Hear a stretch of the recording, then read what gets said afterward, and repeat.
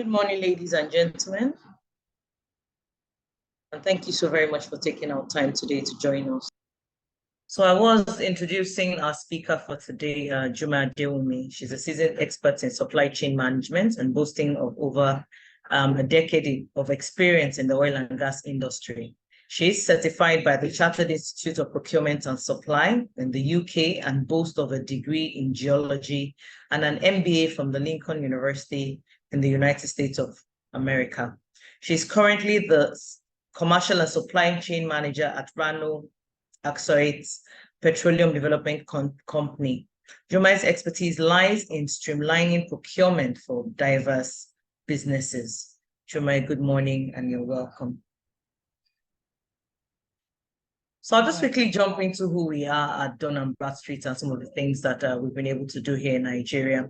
We boast ourselves as having almost 2 centuries of growing relationships using data. And one of the things that we also talk about is the fact that, we've had over 4 different American presidents who at one time or the other have had their career here with us as Dun & Bradstreet. Consistently, we've ranked #1 on Fortune's list of most admired companies in the financial data services category. We've done that consistently for quite a number of years. Now, why do clients choose to work with us when they need to improve on their business performances?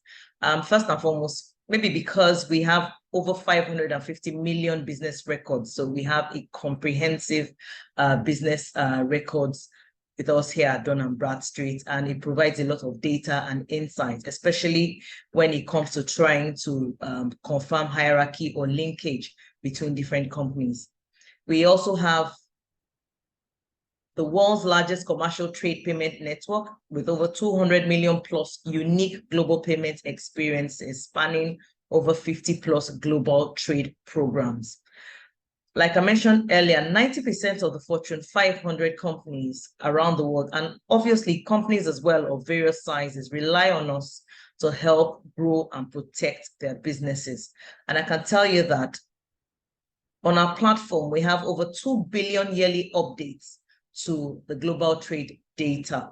So that's some of the reasons why companies choose to work with us when they need to improve on their business performances. Here in Nigeria, Dun & Bradstreet has been able to establish, in fact, we established the CRC Credit Bureau in conjunction with some other Tier 1 banks. This is just to assist to see credit ratings, credit histories before they go offering credit to organizations who come to them. We designed and we implemented the risk management and rating models for the CBN and for some other Tier 1 and 2 banks. We conducted a rating exercise for MS and MSCs in Nigeria on behalf of SMEDAN, the Bank of Industry, as well as the Nigerian Export and Import Bank. We developed and we currently maintain the NNPC NIPEX portal. You know how important that is for anybody who is in the oil and gas industry. And we've developed a centralized management portal for procurement managers that we call Vendor. We will be talking a little about that much later. And currently we are building Africa's largest MSME database in readiness for the full implementation of Africa's commercial trade-free zone. So that's just a little about what Dun & Bradstreet has been able to do here in Nigeria. I will call on our speaker now, Jummai, to take the floor as she speaks to us on the topic for today, from crisis to opportunity, how to navigate supply chain amidst the rising inflation. Jummai, you're welcome and you have the floor. Thank you very much for that graceful introduction. So hello, everyone, and thank you for taking our time to be here. I want to thank Dun & Bradstreet for giving me the opportunity to share my learnings today. My name is Jummai Adewunmi, a supply chain professional. I'm currently the commercial and supply chain manager for Rano Accrete Petroleum Development Company.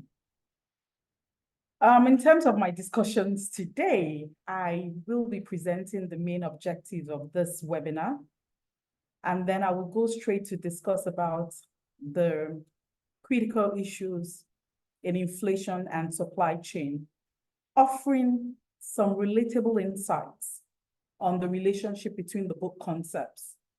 Then we'll quickly explore some of the key impacts and outcomes before exploring some opportunity for developing resilience, and then measures to mitigate the destructive impact of inflation on supply chain.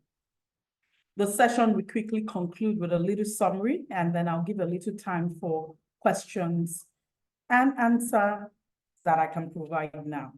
Thank you. So let's jump right to it. I'm not a financial guru. However, I will attempt to provide some insights on inflation. So let's get right to it. In line with the core terms of this webinar, inflation is currently a concern in the society, and many professionals are apprehensive about the implication of this to their work, operation, and organization in general. But what is inflation? What exactly is the term inflation? So IMF defines inflation. IMF defines inflation as a rate of increase in price over a given period of time. And some other scholars have suggested that inflation is the increase of costs of acquiring the same products and services over a period of time. In most common application, inflation or this change is measured over an annual period. However, we see that inflation, in some commodities, you see that inflation is measured monthly or quarterly. This is applicable to your food items or everyday consumables. As such, when talking about inflation in simple terms, the discussion or the it's reflecting on the fact that some amount of money that is, the same amount of money is used to purchase less for a certain period of time. I'm sure a lot of us can relate to that.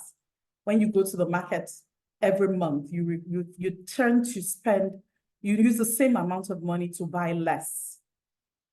As such, in terms of this, inflation can then be inflation can be as a result of occurrence or action on different sides, especially your production or operation. What production costs, when production cost rises, the producer passes this increase on the customer, then you refer that to as your cost push inflation.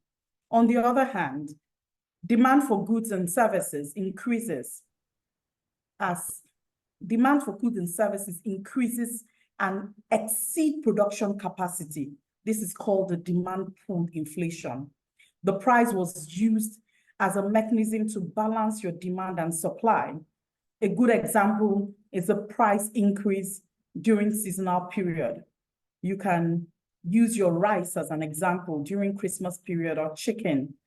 They are example of your demand pull inflation. A final and very important determinant of inflation is that which is driven by your neutral intervention, such as policies from the central bank. This is often planned to offer some support to a wider implementation, whether it relates to control of inflation or deflation issues. As a supply chain practitioner, you know that price changes impact the input, activity, and sale prospects of our operation, because costs are always absorbed somewhere. Your cost must be absorbed somewhere, either the customer or the operation.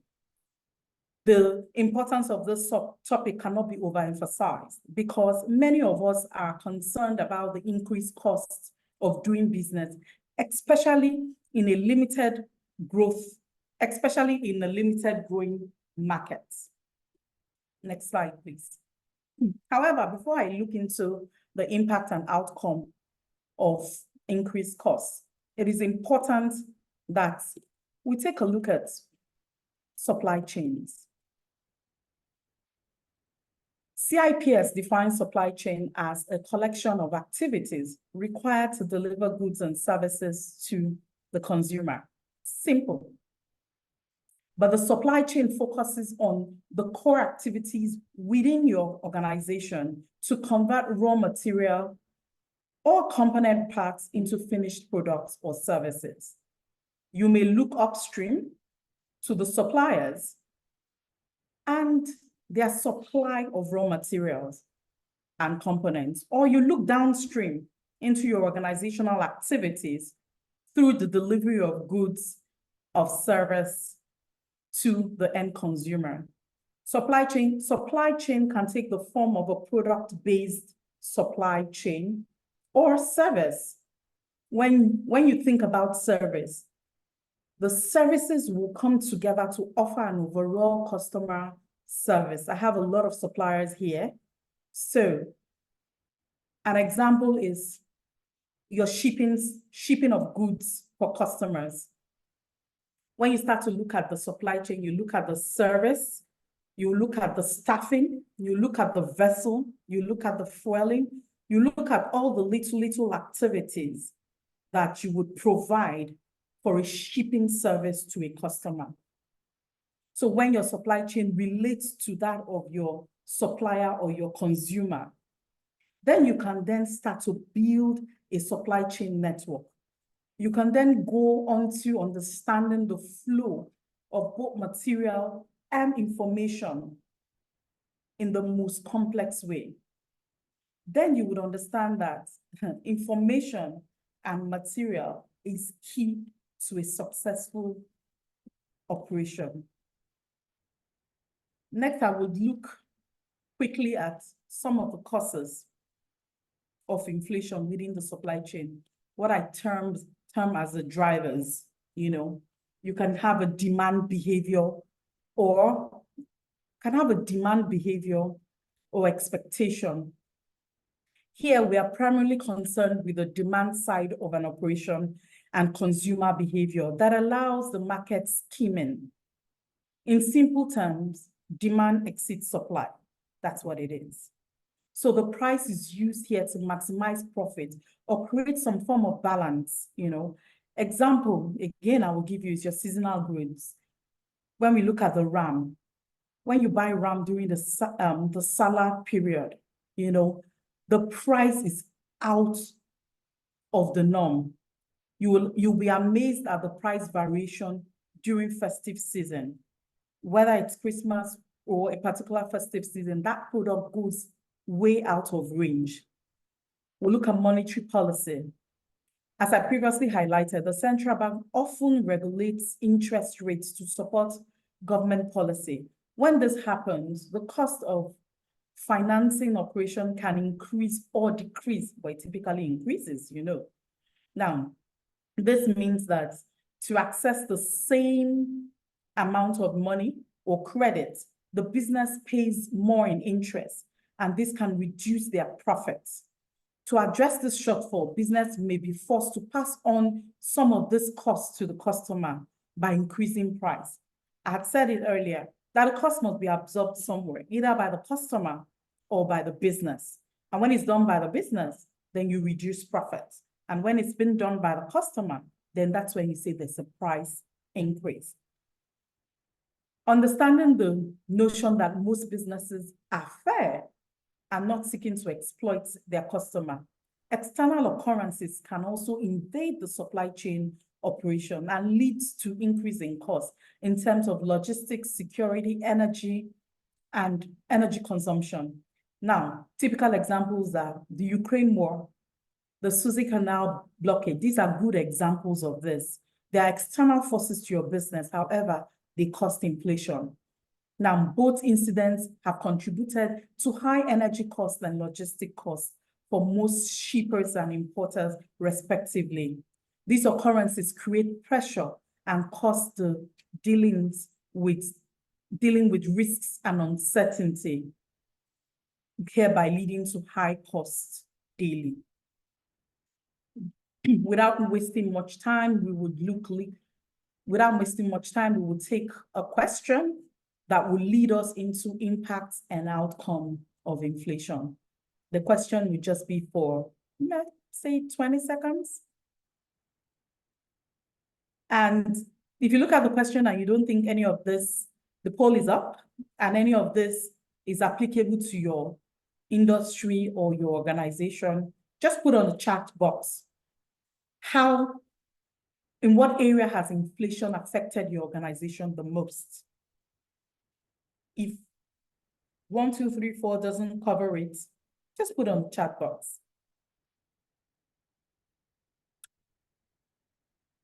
All right. I don't have any answers on the chat box. However, the highest response I can see here is cost of production. I anticipated I was going to get that answer. Cost of production has gone up significantly. However, I have a lot of people here that have said logistics is next.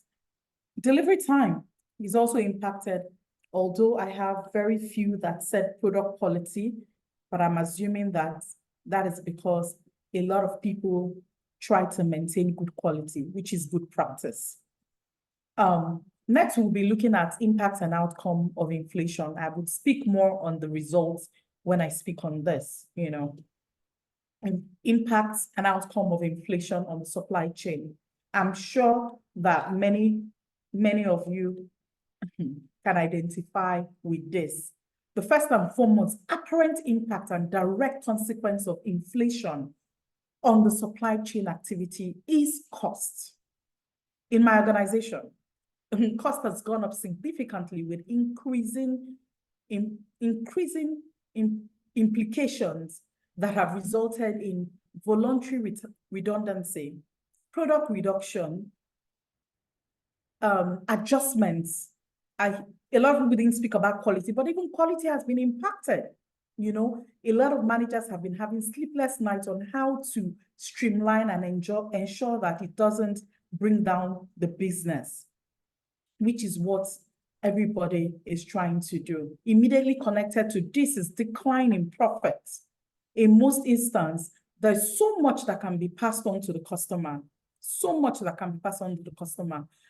The organization has to bear some of the costs, especially in situations where inflation is threatening and maintaining double digits, as we see in Nigeria.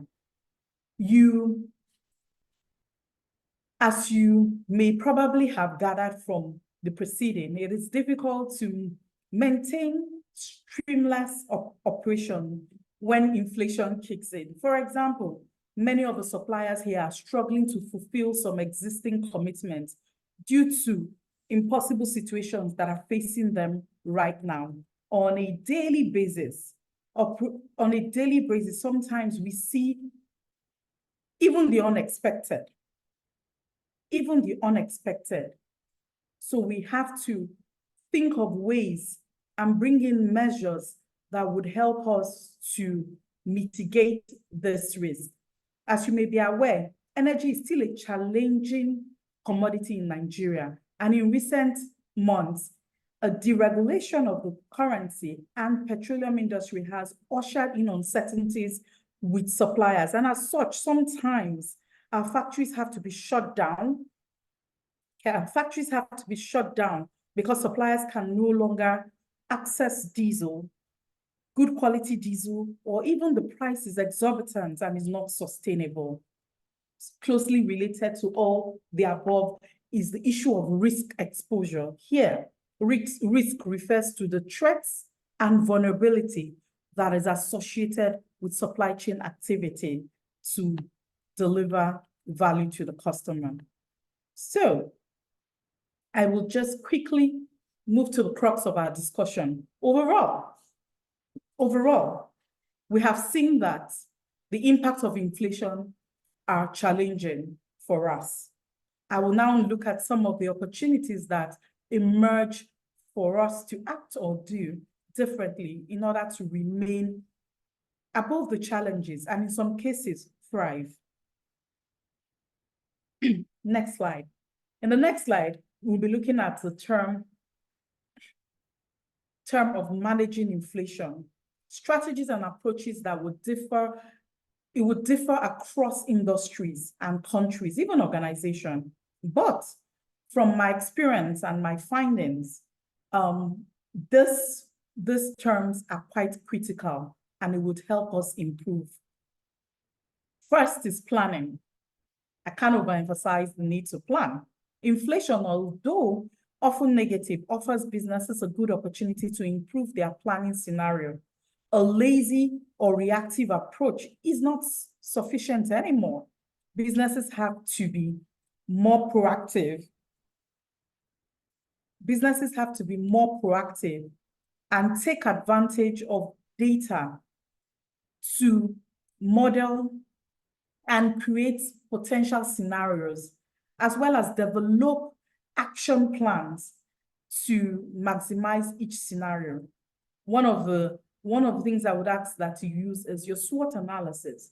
It would, your strengths, weaknesses, opportunities, and threats. You take advantage of your strengths and opportunity, and you put structure in place to help you to mitigate your weaknesses while you walk around to see how to convert your threats to become positive for you. Not all threats are bad.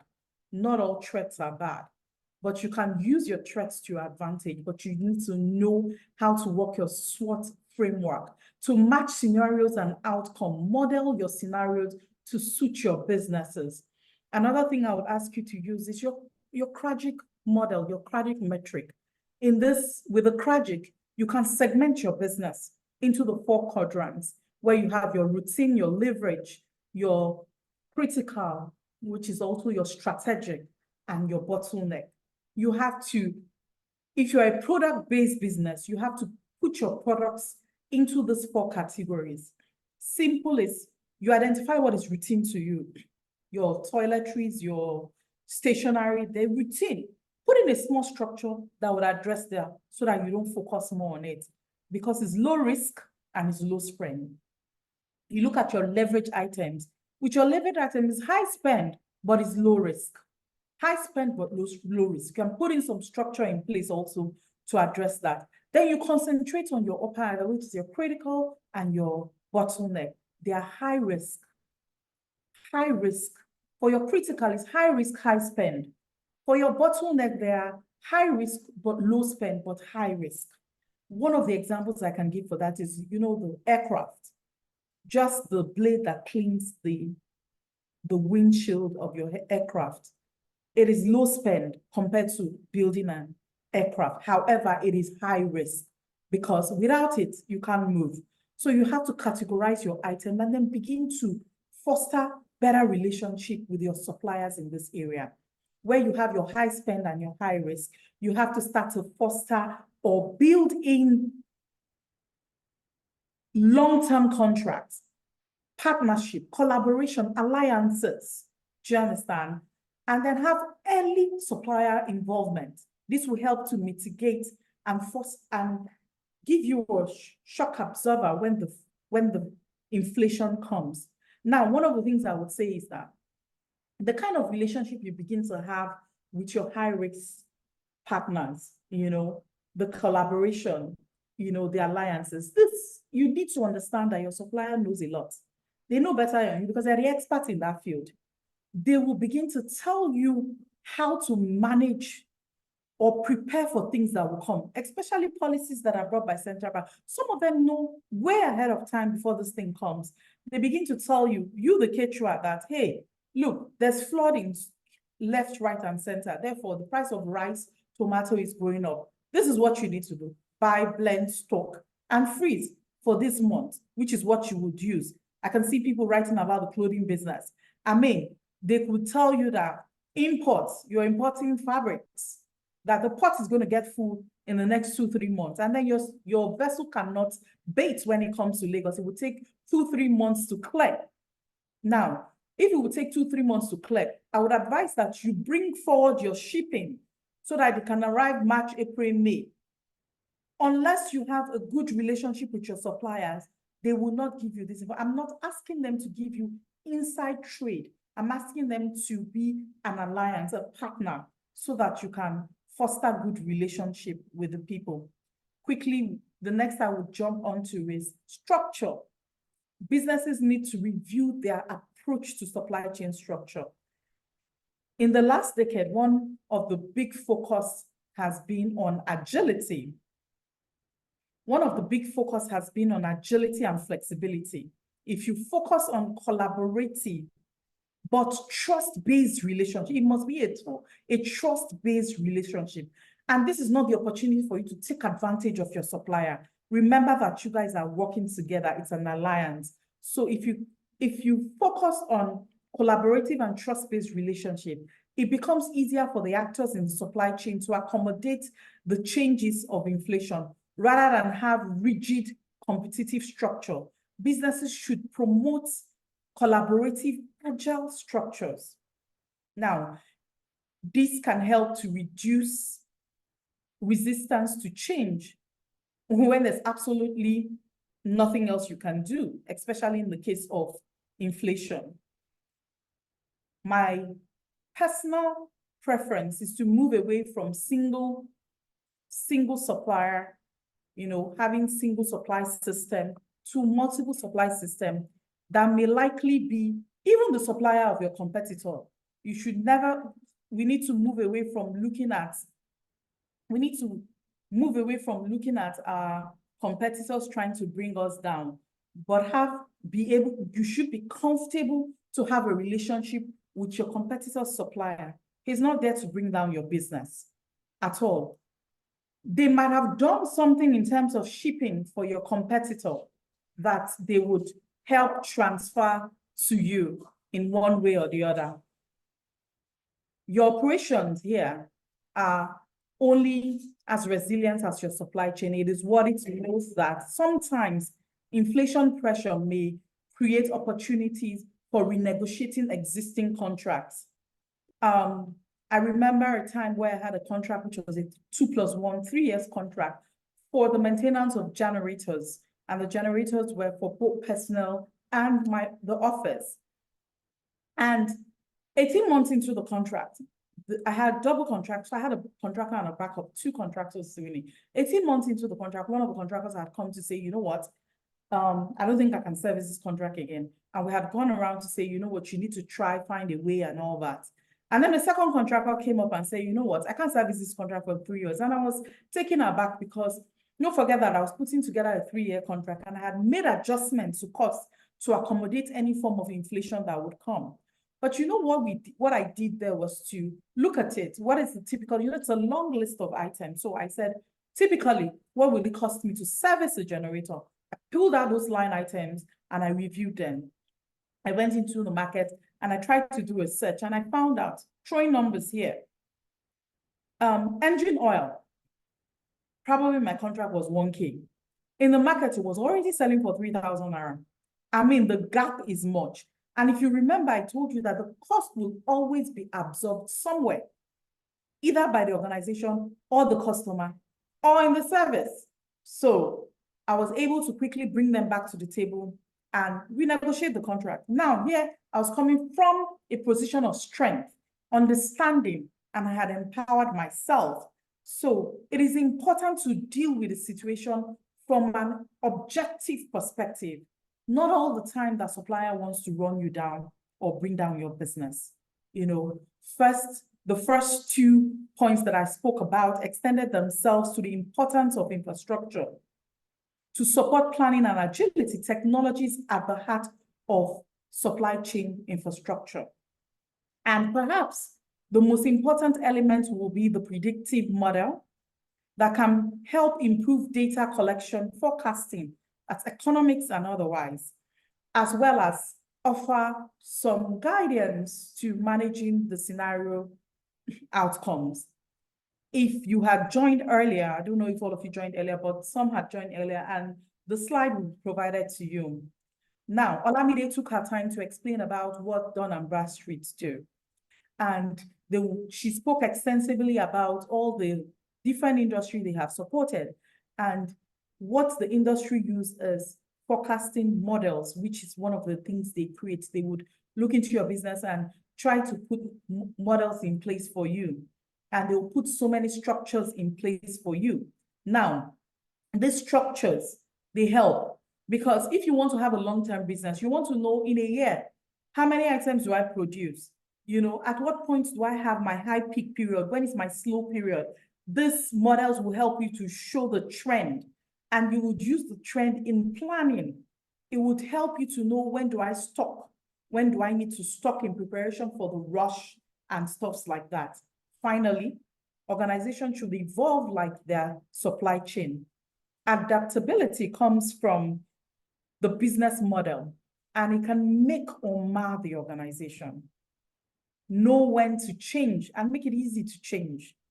It's not about just changing, make it easy to change. Not that when you want to change, you have to set up a whole large committee, short operation and all that. Make it easy to change. Make your business model malleable, you know, flexible, so that you can change easily.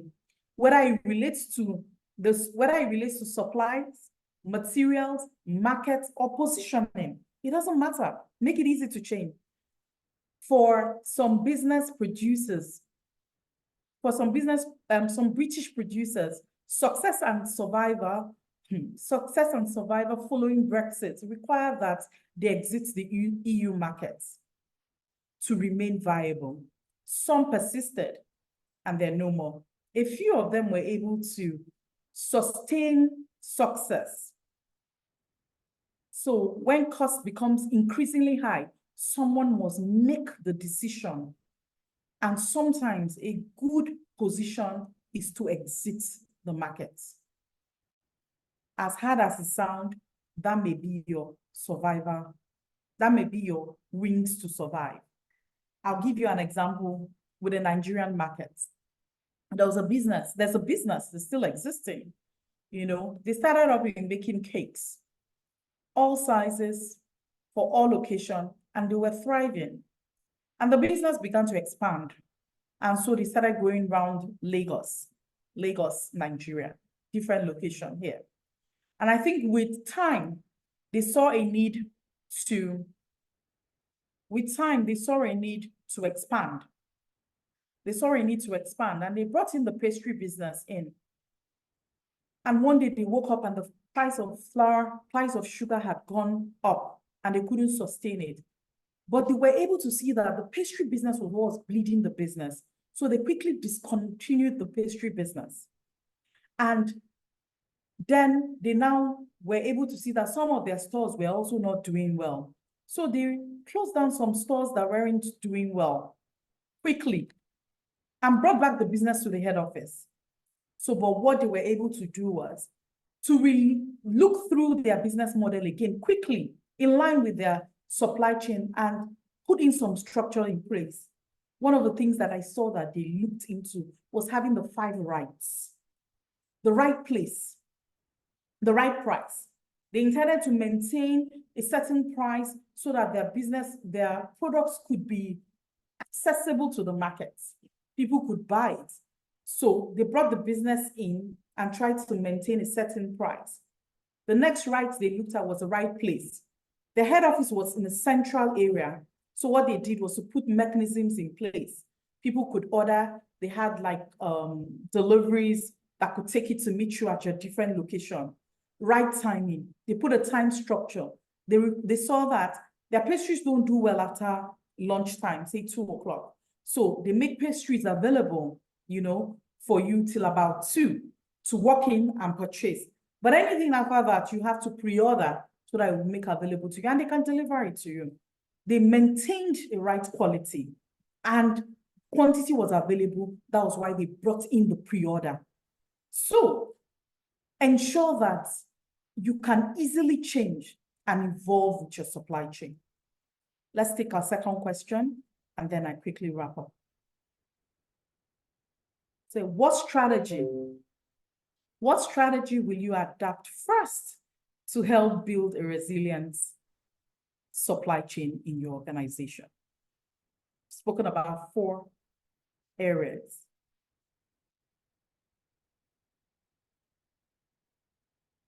Yeah. I'm about wrapping up. After this, I would wrap up in a minute. I was expecting it. Proper planning, be proactive. I was expecting that. So in closing, I'm hoping that some of this discussion here has offered you some useful insights on the issue of inflation. Having a resilient supply chain is important, as that is an ability to respond quickly to unexpected events, but to also prevent and mitigate disruption in your supply chain. As you have seen, there are strategies that can help to minimize the impact of inflation in our business. Thank you for your time.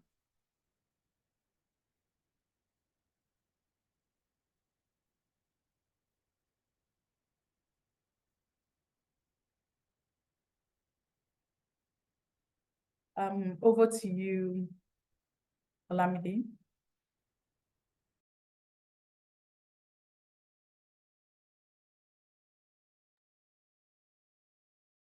That was quite insightful. And here I was as well, taking down some notes. Here I was as well, taking down some notes. Thank you so very much. Like we mentioned earlier, please, if you have any questions, we have the Q&A box that you can use. You can also send in a chat as well. We'll quickly jump into introducing Vendar. That's a solution that we mentioned would assist with some of these things that we had talked about. So what is Vendar? It's an online access tool that allows procurement to be able to gain access to verified alternative suppliers, give you an overview of your existing database, and helps you to clean and update your database of vendors, and also helps to prevent the risk of supply chain disruption. Some of the things that Jummai had mentioned earlier, Vendar is able to help you do that.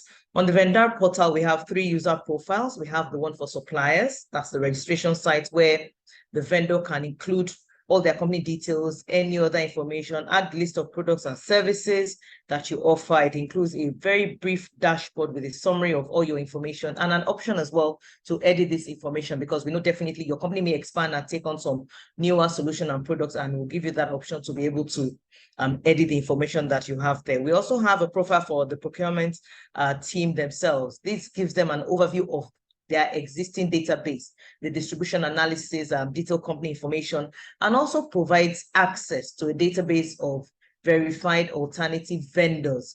This is also to ensure that you can ensure that you don't have that disruption when it comes to your supply chain. And we also have a profile for the admin, that's for the D&B team themselves, and this contains all the information about the registered companies, and it allows them to keep track of the verification process and move this along. Now, registered companies are validated following a D&B process. There is a certain process in place that we use. Now, on to supplier intelligence. So like I said, Vendar, this gives you visibility with a dashboard, as you can see on the screen. It gives you a 360-degree view of all the companies. So it helps you to drill down for a deeper insight into the individual companies themselves, and helps you to see their predictive scores, their financials, their legal, government indicators, including their diversity status. Also helps you to locate alternative suppliers. You can quickly find them by industry, by location, by size. The list goes on. And also helps you to see your own company's portfolio performance according to geography, products, and some other indicators. Now, we understand that there are mounting pressures on procurement teams to validate suppliers. So you want to ensure who and who you are bringing in and all that. Upgrade data management best practices, find next possible best suppliers, look for certain specific products. And we know they are also under pressure to ensure that they can manage risk. They must be able to anticipate and prevent a supply chain disruption. They must also ensure that, they don't carry outdated information across multiple platforms. And also to accelerate due processes, due diligence, helps to improve. They need to ensure that they can improve transparency, also reduce independence on their own personal networks. And we understand there's also pressure on them to ensure that they can improve cost efficiency. It's important for them to be able to improve cost efficiency. Now, this is just an example of one of the companies, the various companies that we have on the vendor portal. You can see easily when you get here, you want to register as a vendor with them. You can see outside putting your company name and all of that, it is important that you include your DUNS number. I will talk more about the DUNS number later. I'm just showing you examples of various companies that we have who rely on us to ensure that they can mitigate any risk that will come to their supply chain. Seplat is also an example. This is the Seplat vendor experience. As you can see, if you must become a vendor with Seplat Energy, it's important that you are registered and you've gone through that validation process with Dun & Bradstreet to ensure that, you know, all your documents are up to date. We can validate and say for sure, yes, this company is who they say they are, they are where they are, and they actually do what they say they do. We also have an example with Ikeja Electric as well. As you can see on their website directly, you must have undergone the Dun & Bradstreet validation process before you can register with Ikeja Electric. Now, we understand that for businesses as well, their main targets are to increase turnover, to ensure that they can have customer retention and they can establish some level of credibility within the market, irrespective of whatever challenging landscape they may be in, you know, and all of that. They must be able to establish credibility and also to ensure that they can do some cross-selling as well. So these are the main targets for medium and small businesses that we have conversations with. Now, this is just an overview of how easy it is to get on the vendor portal. So you just need to do your registrations, you put in your email address, we send a verification link back to you, and then you go ahead and choose your company, you go ahead and make your payments. It's very, very simple. Like I tell people, if you have all the documentation that is required, you can complete this process in less than 30 minutes. All of this can be done in less than 30 minutes. Uploading documents, like I mentioned earlier, you include your company details, as well as putting up all the other information that are required, just as well as a contact person, you know, telephone number and all of that, so that there's some level of interfacing. We know who your contact person is. We can reach them directly if we have any other issues. Like I said, products and services are also available for you to select from, and it's a wide range of products and services.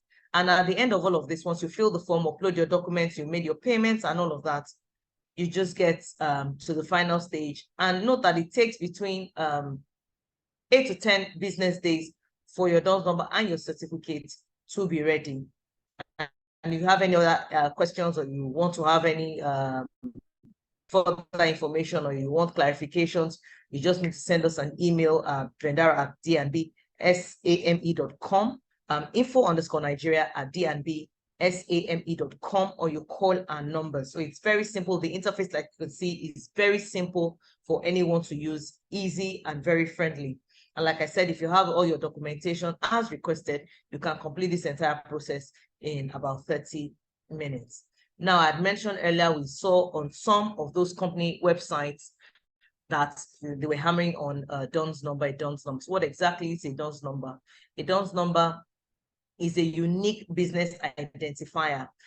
Just like your fingerprints, no two businesses have the same DUNS number. So your DUNS number is your unique identifier. It's a 9-digit number that helps to identify your business. And it also does so much more for you, gives better insight into who you are, what you do. And anybody around the world globally can do business with you because you are credit worthy. So that's exactly what a DUNS number does. And here in Nigeria, these are just some of the information that we request from you to ensure that, you know, we can put that seal on your business. So identification data, company name, registration number, contact person, contact details, registration details, just your basic financials, so your sales, your profit and loss, exports, if any, certifications, if you have any awards or any company certifications. There are various certifications for various industries. So this also varies, So if you have any company certificates, awards, or anything, we also request for that. Company documents, certificate of incorporation, allotment of shares, list of your directors, DPR for those who are in the oil and gas. We also ask for PENCOM. We also ask for your bank reference letter as well as your financial statements. All these are just to ensure that you are compliant. It's very important as well to be doing business with companies who are compliant so that they don't bring that reputational risk to you or risk from government. So we also ask for products, and like I said, the products are classified by the UN SPDC code. So it's a very large directory. Installed capacity, your actual production, and the brands that you carry, and as well as information as regards your shareholders, so capital, the shares, the corporate group, so that we can establish any linkage, who is the main group, who are the other subsidiaries under the main group, your insurance policies, who are your solicitors, who are your bankers, things like that. Those are the kind of questions that we, and for the data that we want to capture, especially with here in Nigeria. Now, the sweetest part of all of this is that our data actually tells a story. We understand that it's possible that every 3 minutes, a corporation fails. Every 15 minutes, a company may be changing their name. Every 8 minutes, a business may be filing for bankruptcy.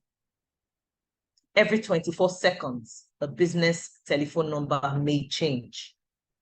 Every 36 seconds, a new set of accounts are keyed in.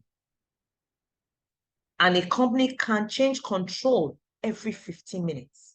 But the interesting thing about all of this, our database is updated every 3.8 seconds, which goes to tell you that at every point in time, we have accurate information here at D&B.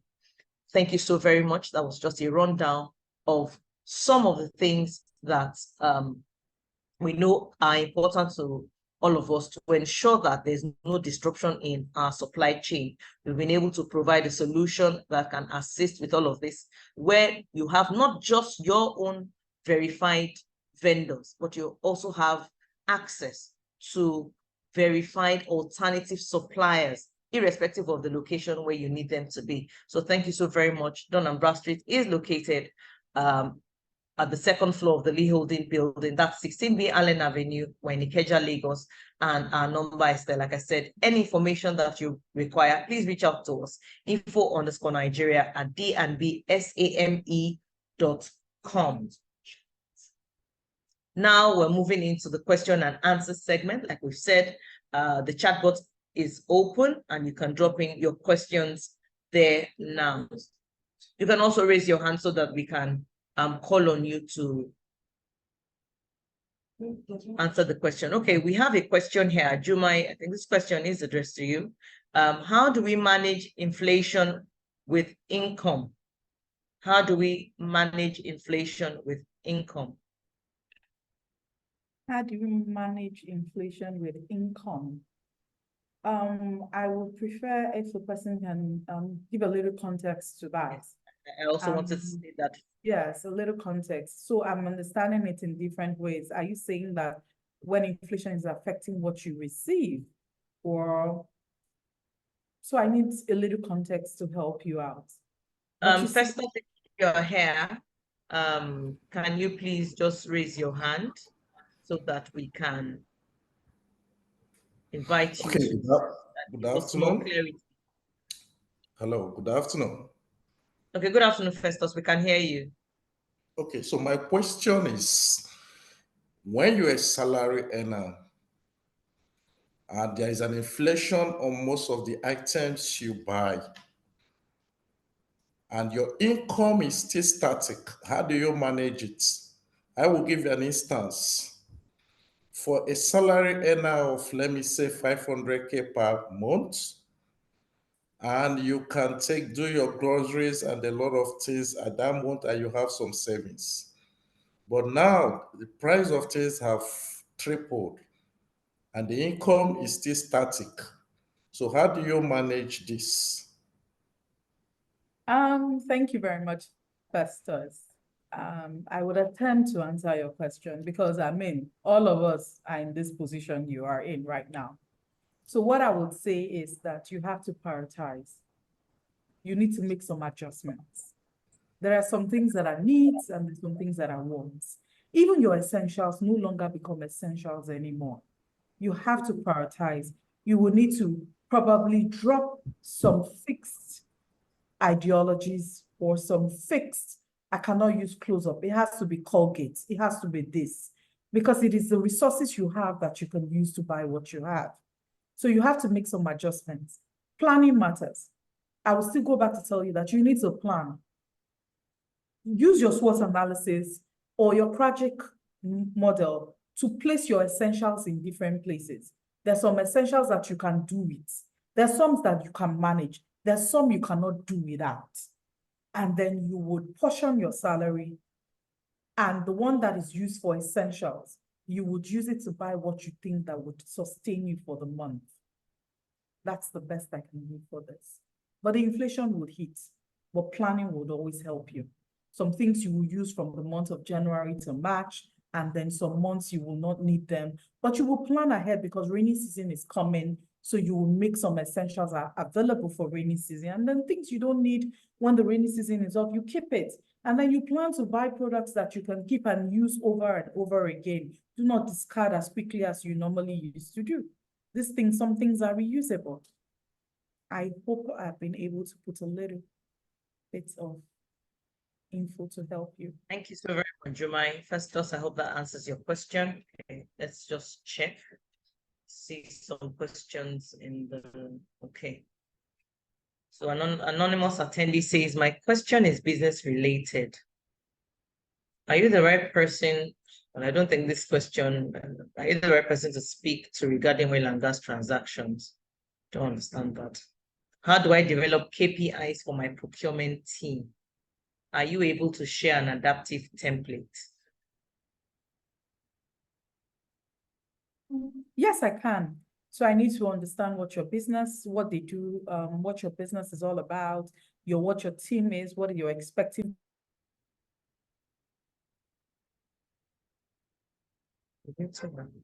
Sorry, before I finished. I can help you with the KPIs. I need to understand what your business is about. I need to know what your team is, what you expect from your team members, and then we can work around the KPIs. Olamide would help you reach out to me. Thank you. All right, so Paul, please send us an email so that we can ensure that Jummai can assist with your question. Okay, I see Brown. I have another question from Brown. Okay, yes, definitely Brown. Like we mentioned earlier, we're going to be sharing the webinar recording with all the participants. So I think that answered your question. Do we have any other questions?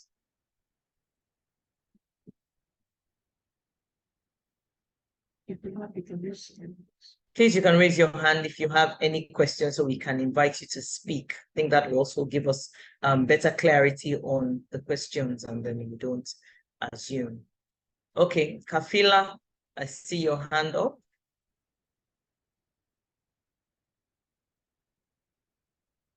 So let me help spell project. Sorry, before you speak, Kafila, I'm sorry. Let me help spell project. KRALJIC. Project metrics or model. I can see so many questions about how to spell project. Okay, thank you, Jummai. Can we have Khalifa, you can speak now. Hello, good afternoon, and thank you for the wonderful presentation. I am into fashion industry, and customers perceive our products as luxury. So with this current inflation, I think the push inflation is not really wise for fashion industry, as our products are not high on the customer's hierarchy of needs. So how would you advise us to maintain this inflation rate, especially as our business is facing high stock replenishment risk? So stock replenishment, because of the high inflation, we cannot add our prices. So if you have any suggestion, I hope I'm clear. Thank you very much. You're clear. So I'll speak in two phases here. Okay. You speak about the fashion industry and your brand. Now, Yes. what I will tell you is to segment. Those, you said you have luxury item. Believe you me, there's still people that are buying this luxury item. Yes. But Yes. you cannot focus all your business on the luxury item so that it doesn't bleed you. So you can diversify, have different ranges so that you can have more customers. Do you understand? You are covering a little segment of the market. That is why it's a bit stiff. You have to expand your market segments and be able to accommodate different ranges of people. The luxury brands, they don't buy them every day because they take them for more expensive events. And you don't go for weddings every time. You don't go for balls every time. Do you understand? So buying it is limited. But when you open your market segment so that people can even get everyday wears there, then you increase the number of people that can come to you.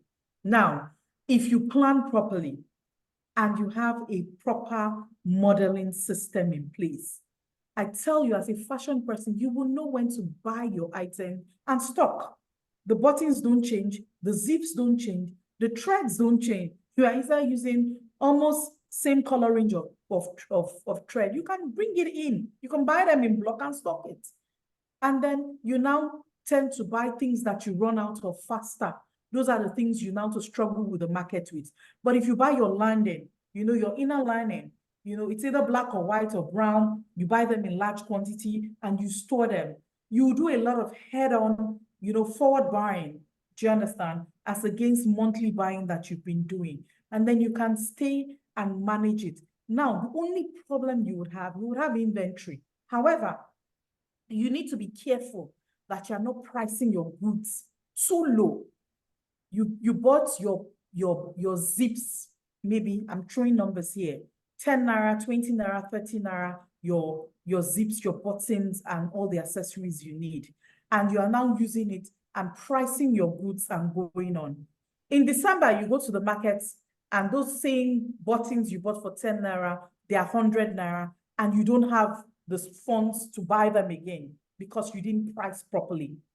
So you need to have the model in place and run your scenarios so that you don't get hooked up or you don't get surprised at the end of the year. I hope. Thank you so very much, Jummai. I'm sure that Khalifa has gotten that answer, and I think that answer is broad enough for a few other people in various industries as well to buy into, like you've said. Now, because we had promised that we're going to do this in just 1 hour, I'd like to call on, if you have any further questions, please, our email remains info_nigeria@dnbsame.com. Please send your questions to the email, and definitely Jummai will be responding to them. I'd like to call on Womo, if he's on the call, to please give us the closing remarks so that we can bid our participants and our speaker goodbye for today. Good afternoon, everyone. And thank you so much for taking the time to listen to us, to share your thoughts, to raise your questions. Thank you, Jummai, so much for a very insightful, knowledgeable, and very practical session. I think we all learned something, and we'll definitely be reaching out to you to take discussions further. So for all our participants and attendees, we look forward to receiving your questions, your queries, and we'll do our best to promptly respond to them. As we all navigate through these challenging macroeconomic situations, we hope that we can continue to partner with you to help you succeed in your business and to maintain your sustainable growth. Thank you also very much. Thank you very much, Womo, for the closing remarks. Thank you once again, everyone, for joining us. Thank you, Jummai. Like Womo said, indeed, I'm sure we've all learned a lot today, and we look forward to applying some of the things that you have talked about in our day-to-day businesses to ensure that we can keep in business and not have any form of supply chain disruptions. Thank you very much, everyone. Have a wonderful afternoon and enjoy the rest of your day. Bye-bye.